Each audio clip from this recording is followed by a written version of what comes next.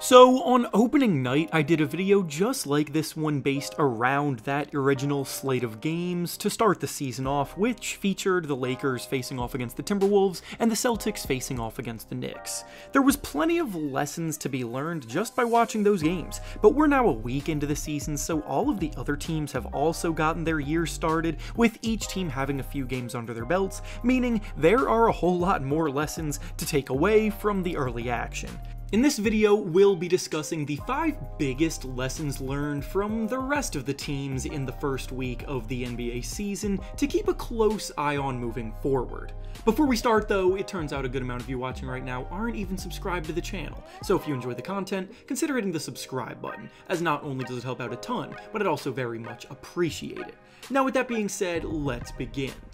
The first lesson learned from the opening week of the season is that Russell Westbrook is proving to be a pretty terrible fit in Denver. Denver's offseason this year left a lot to be desired as they sat back and watched Kentavious Caldwell-Pope leave in free agency without really addressing the hole he left behind for a while, so they got a bit desperate and brought in Russell Westbrook in an attempt to get themselves any kind of boost off the bench. From the jump, it wasn't necessarily difficult to predict that Westbrook's fit in Denver's scheme would be awkward because everybody knows Russ really only functions with the ball in his hands, and the lack of gravity that he generates off the ball can really shrink the floor of a lineup, which is the exact opposite of how the Nuggets like to do things. The Nuggets have lost 2 of their first 3 games so far this year, and in those outings, it hasn't been difficult to figure out where the struggles lie. Struggling is one thing, but Westbrook has taken that struggle to another level, scoring just 6 points per game so far, shooting 20% from the field and 10% from 3.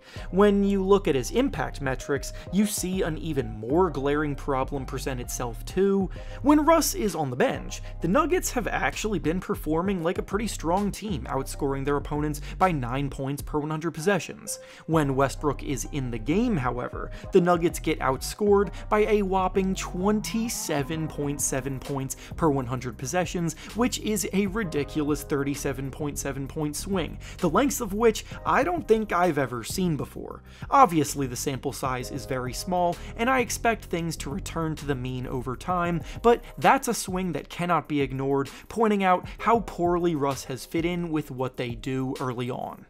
The next lesson learned from the opening week of the season is that the Milwaukee Bucks' struggles under Doc Rivers last season were not a fluke because they are still continuing now. The Bucks have been one of the best teams in the East for years now, but last season we saw some warning signs of a potential letdown in the second half of the regular season, but the fact that both Giannis Antetokounmpo and Damian Lillard were injured in the playoffs last year gave them a good excuse to not panic, despite being eliminated in the first round. Last year, the Bucks started the season 31-13, which is a pretty damn good record, but they still chose to fire head coach at the time Adrian Griffin due to chemistry issues between him and the team's stars, and in his place, they for some reason hired Doc Rivers, the man known for nothing but disappointment and lack of accountability over the last decade. From that point on, the Bucks had a losing record of 18 wins and 20 losses, and now this season, those struggles have continued, as they have lost 3 of their first 4 games, and their only win came against the 76ers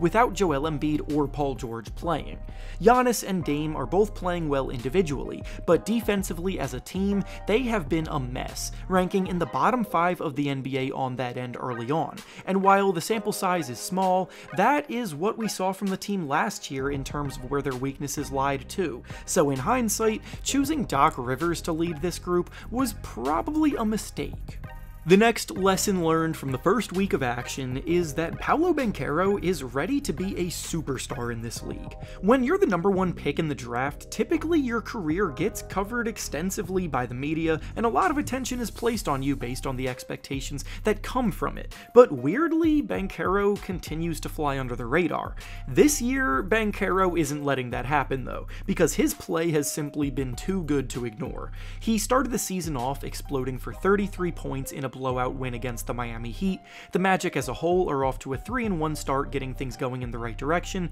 and he's now coming off of the first 50-point game of the season that anyone has put up this year, just looking absolutely unstoppable when he gets into a groove. One of the biggest strengths of his has always been his strength and power as a forward, with the agility and quickness to glide by slower defenders and then overpower smaller defenders. But he's now looking way more comfortable with his pull-up jumper, which is opening things up even more for himself. With his footwork getting better and better every year, and his feel for running an offense getting more and more comfortable for him, he's looking every bit like a player that a #1 pick should be, and he could absolutely be in for an All-NBA selection this year.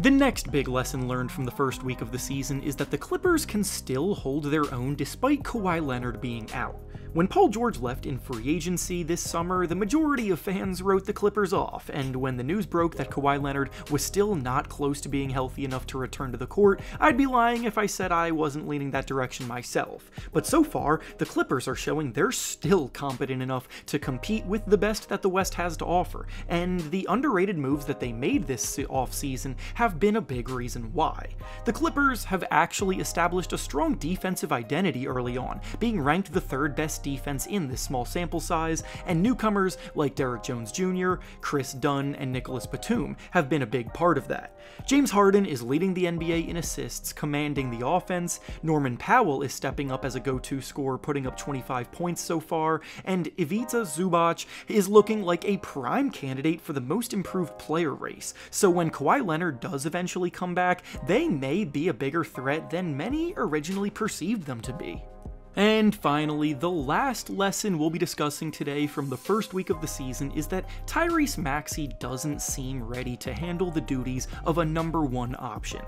Tyrese Maxey's ascension every year he's been in the league has been astronomical, with his improvement being glaring year after year, so naturally, many were hopeful that he would be able to keep that trend going this year. With Joel Embiid and Paul George both being out injured to start the season, Maxey has been put into the role of the #1 guy on the team, and with that means he is now facing the bulk of the attention from opposing defenses, as opposed to benefiting from the attention that a guy like Joel Embiid used to get, and Maxey has admittedly been struggling with that. In the first 2 games of the season, Maxey shot the ball a dreadful 16 of 54 from the field, which is just 29%, and the Sixers naturally lost both games. In their next game, Maxey did explode for a huge 45-point outing against the Pacers, dominating the second half and leading the Sixers to an overtime win, but even in that game, he shot the ball 32 times and went 5 of 17 from 3, so the efficiency that Maxey used to be known for has gone a bit out the window.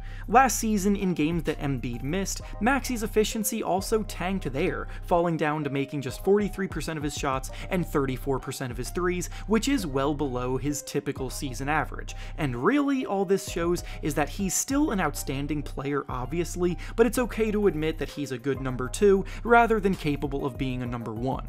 And with that being said, that's all I have for you today. Make sure to like the video, subscribe to the channel, and comment down below your biggest takeaways from these games. Thanks for watching, and I'll see you all next time.